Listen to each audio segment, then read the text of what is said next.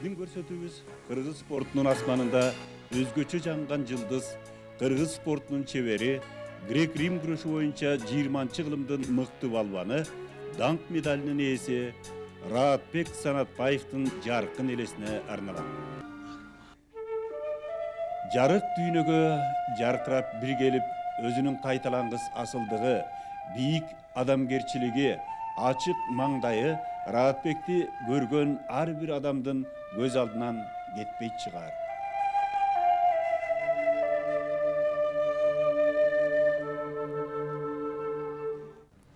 Раатбектин ушунчалык адамгерчиликтүүлүгү, жөнөкөйлүгү, өзүнүн ушундай бир улууну ызаттап, урматтап, кичини ызаттаганы менен айырмаланып турчу эле да. Мындай кыргыз жигиттери аз эле жаралат деп ойлойм мен. Раатбектин ушунчалык кыргыз үчүн күйгөн, ушунчалык как семьяда ата катары өзүн өзү мындай өтө улуу сезимин сезген ушундай жигит болчу эле да. Ушу бала чакасы менен жолугуштуруп, тааныштырганда дагы ушу Давлет деген баласын менен тааныштырып, ушул менин балам, ар бир баласын жакшы көрөм, бирок ушул жигит мен ушул Давлет деген досуман атынан койгом Казакстандан деп. Ал жигитти кийин баягы чоң спорт менен коштошуп кетип атканда мен көрүп калдым ошондо келгенде. Ушул Казакстанда болуп өткөн, башынан өткөн турмушун айтып, ушул Давлет бул жөн гана менин спорттогу досум эмес, бул менин өмүрлүк мындай үй бүлөлүк досум катары, дос, кандашкан достой катары дос деп, ушундай аябай достчулукка катуу турган. Балдарынын арасында спорту көтөрөйүн деп, кыргыз үчүн иштейин, эл үчүн иштейин деп жүргөнү бул эр жигиттин ушул өзүнүн эли үчүн, жери үчүн күйгөндүгү да. Раатбек күрөш өнөрүнө 22 жылдык өмүрүн берди. Гүлгүн курак жаштыгын, күч кубатын, сан кубанычтарын күрөштөргө калтырды. Спорттук бийик олимпти багындыруусу 1994 жылы Хельсинкиде башталып, андан кийин Хиросима, Манила, Шанхай, Атланта, Тегеран, Афина жана башка шаарларда бардыгы болуп дүйнөлүк мелдештерде 4 алтын, 5 күмүш, 2 коло медаль алган. Сеулдагы Азия чемпионатында грек-рим күрөшү боюнча 20-кылымдын эң мыкты балбаны Сиднейдеги Олимпиадада кыргыздын желегин көтөрүп өткөн.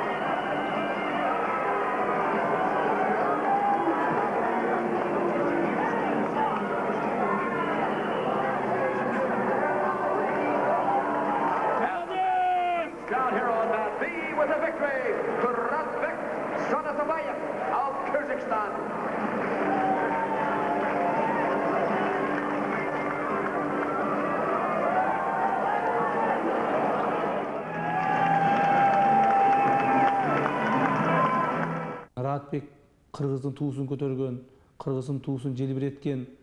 Кудай буйрса, Ыратбек көтөргөн туу жыгылбайт. Себеби Ыратбек өзүнүн туусун кыргыздарга, кыргыздардын тарыхына, кыргыз мамлекетинин тарыхына өлбөс, өчпөс, жыгылбас кылып сайып кеткен. Анын кылган эмгеги, анын кыргыз элине, кыргыз журтчулугуна жасаган зор эмгектери ушуну тастыктап турат. Ошондуктан биз Ыратбек Санатбаевди эч качан унутпастан, аны кийинки муундарыбызга, кийинки жаштарыбызга ушундай бир үлгү катары көрсөтүп, ар дайым эскерип, бул адамды биз ушул тарбия таалим катарында көп пайдалансак өтө сонун болор эле кыргыз элине. Себеби кыргыз эли, кыргыз жеринде кыргыздын ушундай балбаны дагын чыгып, кыргыздын туусун көтөрөт деп биз ишенебиз. Но Ыратбек ушул спорт чөйкөсүндө, адамгерчилик чөйкөсүндө өтө өзүнүн чоң орду бар эле. Ошондуктан биз дагында кайгырабыз, капаланабыз.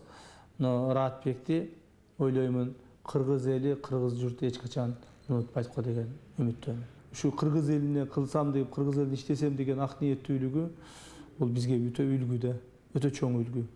Муну биз мамлекеттик деңгээлде карашыбыз керек. Мамлекеттик деңгээлде мына өткөндөн кийин эле сразу биз ушул Манас орденин биринчи даражадагы Манас ордени берилсин деп токтом кабыл алып бердик эле. Ал дагы азырынча мамлекет тарабынан аткарылбай турат. Мен муну ачык эле айтайын, биздин мамлекетибиздин жетекчилери, өкмөт башчылары ушул бир ушуга көбүрөөк көңүл бурса, себеби Ыратбек бул бир досторуна, тууган уругуна, апасына эмес, мамлекетибиздин келечеги үчүн керек. Билим күнү майрамы 1-сентябрда Жалал Абад шаарындагы номер 9-орто мектебине жана өзүм ашыккан спорт мектебине Жалал Абадтын ардактуу атуулу маркумдун ысымын ыйгарышкан.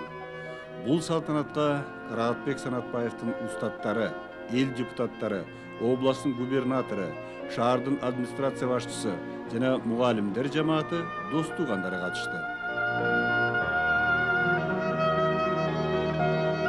Ыратбек мага 4-классында келген.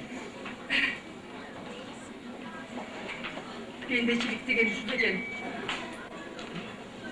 Ыратбек жөнүндө өткөн чакта айтуу мен үчүн өтө оор болуп турат.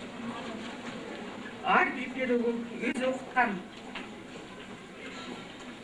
мыкты окуучулары менен сыймыктанат. Ошондой окуучулардын бири Ыратбек Санатбаев болчу. Таалайың артык, тагдырга болбой арманың, талантың менен татыктуу жолду тандадың, түйшүккө батып, ак териң төгүп талыкпай, таанылдың элге, көтөрүп кыргыз байрагын. Ыратбек Санатбаевдин атындагы мектепти мен беришине мен абдан ыраазымын.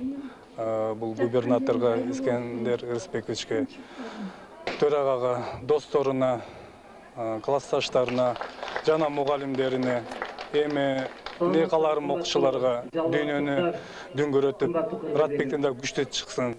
Ден соолук, ийгилик. Рахмат. Курманбек Баатыр урпагы улуу элиңдин күрөштөн алган сыйлыгың менен актадың, Теңирим берген темирдей бекем күч менен кыргыздын атын унуткус кылып даңктадың. Мен эсимде Ыратбек ошол дайым айтып жүрчү, ошол Кудай буйрса Кыргызстандын келечеги кең, Кыргызстандын спорт чөйрөсүндө өнүктүрөбүз. Кудай буйрса мамлекетибиз кичинекей болсо дагы, элдин саны аз болсо дагы биз ошо дүйнөлүк деңгээлге чыгабыз деген ойду айтчу.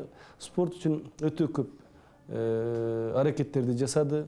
Биз курактуу жигиттер, биздин сыймыгыбыз болгон досубузду эч качан унутпайбыз. Ыратбектин бир эле спорт чөйрөсүндө эмес, жалпы биздин Кыргызстанга жасаган жакшылыгы, анын жөнөкөйлүгү, ага карап өскөн жаштарга берген багыты бул адам баласынын арасында бул эбегейсиз чоң ийгилик. Себеби дегенде биздин жаш балдарды ошондой бир жакшы багытка тарткандыгы. Анан алды эле кеч болбосо керек, аткаруу бийлиги, президент, премьер-министр анан сөзсүз түрдө бул нерсеге көңүл буруш керек. Ыратбектин аты өчүп кетпеш керек. Бишкек шаарынан борбордук көчөлөрдүн бирөөсүнөн сөзсүз түрдө ысмы берилиш керек. Айкели тургузуш керек. Себеби дегенде эгерде андай жигиттерди колдобосок, анда аты өчүп кетсе, кыргыздар кайда барабыз?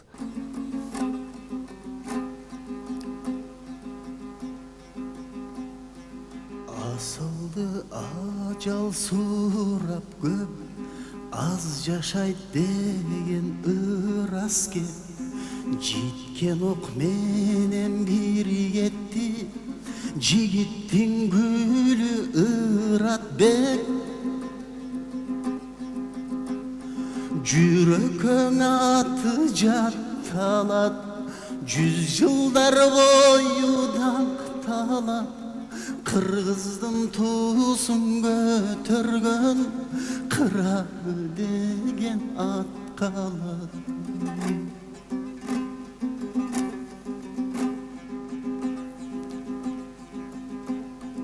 Күмбетин тосуп булуттар, күлүп нурдан сыныктар, күлгүндөй кетти бир батыр, күйүттү тагдыр куруп кал. Ай бетин тосуп булуттар, агылып нурдан сыныктар, азамат кетти гүлүстөн, арманду тагдыр куруп кал.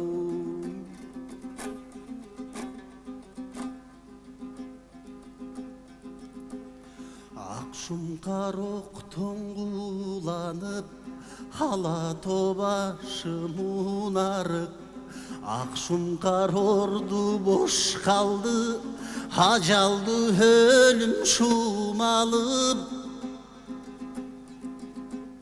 Туйгунуң октон куланып, тууган жер ыйлайт мунарып, айласыз жоктоп калышты, аккан жаш көздөн буланып.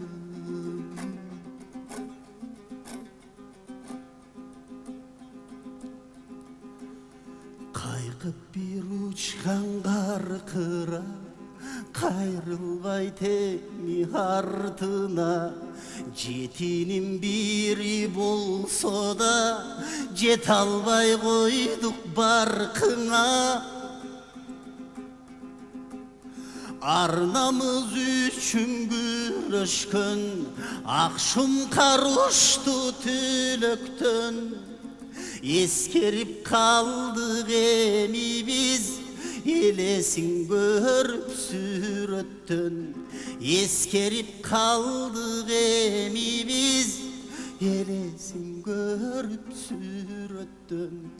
Элесин сенин өчпөйт ко,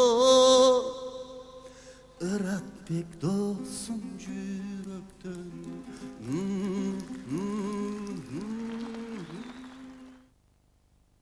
Ыратбек менен Кыргызстанда эмес, башка жерде тааныштым да менчи. Казакстанда анын абдан жакшы бир досу бар, Давлет Турлуханов деген. Бир кызык нерсе, бир жолу бир эл аралык уюмдун өкүлдөрү менен сүйлөшүп атсам, бир эл аралык уюмдун өкүлүнө мага абдан бир жакшы ой пикирин айтты да. Мен дейт ушу Атлантада Олимпиадада болдум эле. Анан дейт Атлантада Олимпиадада болгонумда дейт, ушу силердин дейт баягы тууңарды бир абдан мындай келбеттүү, сулуу, меримдүү бир жигит көтөрүп келатыптыр дейт. Ошондо биз баардыгыбыз ушинтип тамашалап айтып калдык. Эгер бүт кыргыздар ошого окшогон жигиттер болсо, анда кыргыздар деле ушу дүйнөнүн эталону деп коюш керек экен. Баягы мурун ариистер, немистер ар түрдүүчө баягы сөз жүргүзчү эмес беле.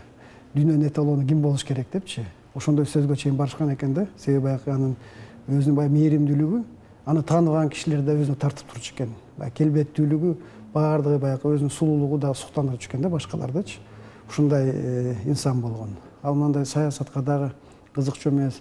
Ага көптөгөн мисалы мындай сунуштарды бергенде дагы саясий жактанчы аларга макул болбой, ал дайыма чымырат экен. Мен үчүн эң негизги нерсе бул осы спорт. Мен ушу өзүм дейт бир мындай кандай бир максатым бар.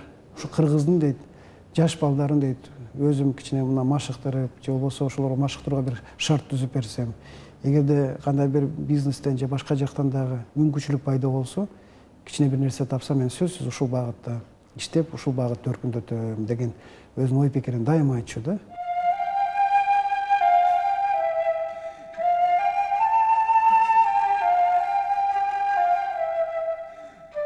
Аламдык мелдештерде алдырбаган, алдынан арштан чыкса чалдырбаган, Раатбек кантип гана Арамокко жаныңды тосуп бердиң, аттың арман. Кылымдар өтсө дагы миң сан жылдар, жаралбас сендей инсан, сендей балбан.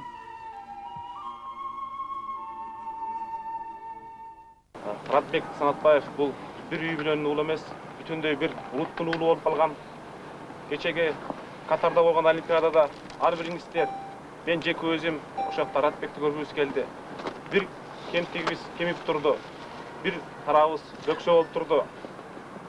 Ар бир улуттун мыкты уулдары болот. Бул Раатбек Санатбаев ошол кыргыздын бүркүтү болчу. Кыргыздын чымчыгын атканга да эч ким акысы жок.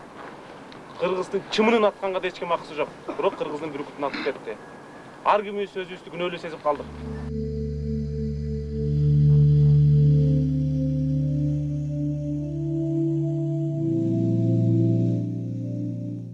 Раатбек кичинекей чагында абдан шамдагай, бирок кыялы өжөр эле. Атасы Москвадан бүткөн институт искусствону шунчалык түшүнүктүү, мындай билимдүү киши эле. Атасы айтчу эле, бул балам чоңойгондо дүйнөнүн чемпиону болот, бокстан дүйнөнүн чемпиону болот дей берчү эле. 7 класстан кийин Бишкекке соревнованияга алып келип эле баланын эң бир шамдагай, шунчалык дилгир экенин көрүп, мына бул спорт школа ушу баланы алып калыптыр. Менден уруксатсыз эле. Анан Тапанча палван барды, баланы таштап келдим деп. Эмнеге таштайсың десем, эжеке капы болбоңуз, балаңыз аябай шунчалык шамдагай, шунчалык спорт жамааттары көрүп туруп баланы алып калышты. Баланын өсө турган жолу бар экен. Капы болбоңуз, сизден уруксатсыз эле таштап келдим деп. Тапанча палван ушинтип айтты. Бала чоңоюп, чоң спортко катышканда мен балага дүйнөнүн жеңип чыгарын, олимпиадага барып, олимпиаданын жеңерине мен балага ишенгенмин. Раатбек Санатбаев всегда был примером в своем отношении к спорту. Раатбек Санатбаев спортқа карата айтканда дайыма үлгү көрсөтүп келген. Ал башка адамдарды өзүнө тарта алган ак көңүл адам болгон. Аны республикада көпчүлүк таанучу. Ал калтырып кеткен эстелик эч качан эстен чыкпайт. Биздин республикада спорт коомчулугу ага татыктуу баа бере алат. Февраль айында Раатбек Санатбаевдин урматына карата эл аралык турнирди өткөрүү пландалууда. Посвящено памяти заслуженного мастера спорта, двукратного чемпиона Азии, бронзового призера чемпионата мира Раатбека Санатбаева. Мен кайгырган кайгымдан, жүрөгүмдүн ичимдеги күйгөн күйүттөн балама бир куплет жаздым. Ушуну окуп коеюн. Сен түрүсүн жүрөгүндө кыргыздын, Раатбегим батырым, ширин балам, бактысын ай элиңдин бир жаралган, таңшып учкан бийикте бүркүт сымал кыргыз элиң ааламга сен таныткан. Раатбек балдарымдын ичинен башкача күйүмдү белең. Кудайдын 5 вак намазы ката болсо болот эле. Эртең менен телефон чалып алымды сураганын ката болбойт эле. Ушул жолдордон сен экөөбүз басып өтчү элек. Иштен кел айтканда сени күтүп, ушул жолдо сени күтүп карап турчу элем балам. Раатбек үй бүлөсүн терең сыйлаган, сүйгөн жары Сайрөкө ынтымактуу жашаган, бири-бирине жарашкан жубайлар эле. Назик, сулуу, акылдуу жубайы балдарынын камкор энеси экенине ар дайым сыймыктанчу. козудай окшош удаа чоңоюп келе жаткан уулдары Бексултан менен Даулет кызы Аземанын маңдайында ар дайым жырга олтурчу эле. Мен атамды жакшы көрчүм да. Олимпийский играда ойлойт элем да, мен атам алып кетет деп. Биз атам экөөбүз тоого чыгып чуркаганбыз. Тренировка барып экөөбүз күрөшкөнбүз. Мен атамды сагынам. Сагынам атамды. Бизди Бексан экөөбүздү ата 5-мектепке алып барган.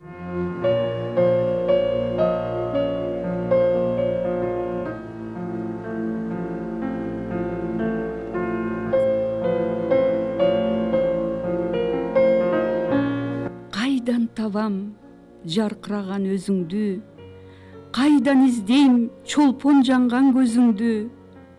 Арман, арман, бүтпөс арман өмүрүм, сыздап турат, ыйлап турат сезимим. Кандай азап сүйгөн жардан айрылуу, кандай мүшкүл жалгыз калуу, кайгыруу. Сени ойлоп тарып турат кең аалам, кимге айталам жүрөктөгү жан сырды.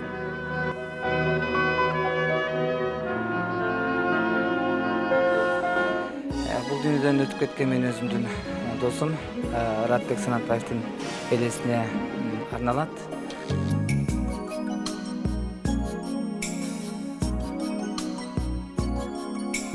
Дайым күтөм сыйыр жүргөн күрөштү, күрөшүңдү көрөм төшөп жүрөктү. Жеңишиңе дайым көңүл кубанып, жүрөгүмдөн ырырдайм өзүңөргө. Батырсыңар чымыр дене ишиңде, эчем билек жыгылды билегиңе.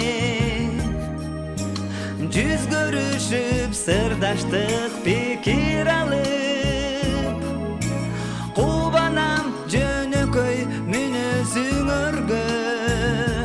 Даулет Ратбек экелимдин балдары, Даулет Ратбек экелимдин балбаны, Даулет Ратбек экелимдин батыры, Даулет Ратбек кыргыз казак намысы. Даулет деп чындап эле атын койгон, дөөлөтүн так көтөрдү энчи болгон. Өзүмчүл болбой ойлоп кыргыз элин, дөөлөтүн ал Ратбекке арнап койгон. Ратбек өткүр алгыр бүркүт болуп, күрөштө агасындай Даулет болуп, көтөрүп казак кыргыз желегин бир.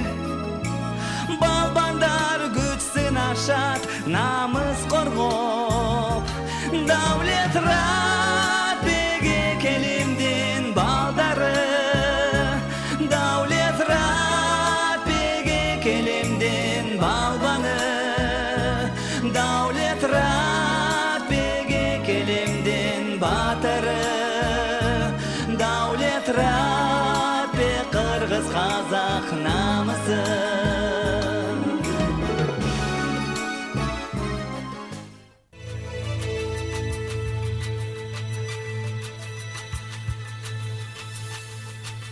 Жылуу кийим жолуң кыйын үшүрсүн,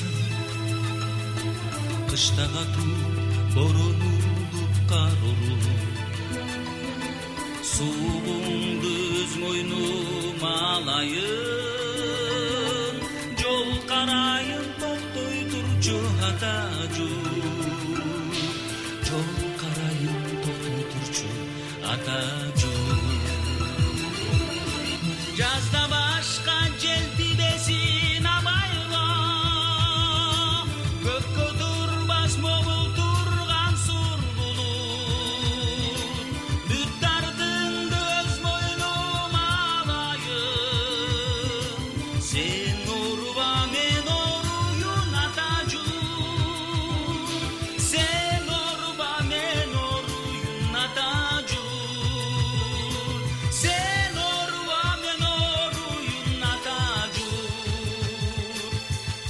жаман кырсык салып кетпесин. Наалат келип ат тизгин шарт буруп, азабыңды өз мойнума алайын. Из карайын токтой турчу атажу, из карайын токтой турчу атажу. Жазда башка